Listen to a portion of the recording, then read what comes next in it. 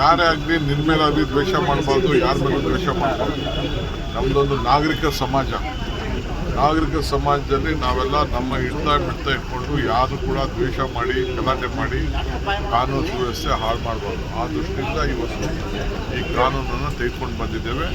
ರಾಜ್ಯಕ್ಕೆ ಒಳ್ಳೆಯದು, ಸಮಾಜಕ್ಕೆ ಒಳ್ಳೆಯದು. ಸರ್, ಮತ್ತೆ ಗ್ಯಾರಂಟಿ ಯೋಜನೆಗಳ ಬಗ್ಗೆ ಬಿಜೆಪಿ ಮತ್ತೆ ಗ್ಯಾರಂಟಿ ಯೋಜನೆಗಳ ಬಗ್ಗೆ ಮತ್ತೆ ಸಾಕಷ್ಟು ಆರೋಪ ನಮ್ಮ ಗ್ಯಾರಂಟಿ ಯೋಜನೆ ನಮ್ಮ ಬದ್ಧತೆ ಇದೆ, ಆಯ್ತಾ. ಟೈಮು ಕೆಲವು ಸಂದರ್ಭದಲ್ಲಿ ಈಗ ನಮಗೆ ಇದ್ದಕ್ಕಿದ್ದಂಗೆ GSTನ ಕಟ್ ಮಾಡಿಬಿಟ್ಟಿದ್ದಾರೆ. GST ಕಟ್ ಮಾಡಿಬಿಟ್ಟು ನಮಗೆ ಸುಮಾರು 15,000 ಕೋಟಿ ರೂಪಾಯಿ ನಮಗೆ ಲ್ಯಾಪ್ಸ್ ಆಗಿದೆ.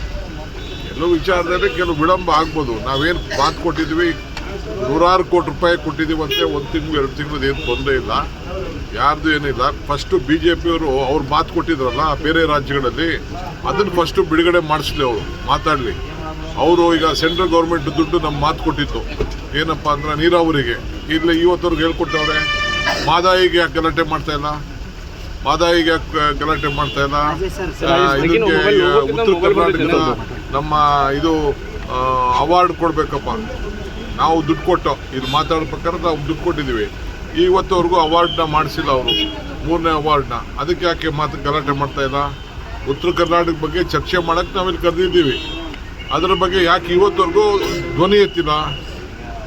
ಸೊ 5,300 ಕೋಟಿ ಬಗ್ಗೆ ಯಾಕಿನ್ನ ಧ್ವನಿ ಎತ್ತಿಲ್ಲ. ಫಸ್ಟು ಈ ಕೆಲಸ ಅವ್ರು ಮಾಡಿ, ಆಮೇಲೆ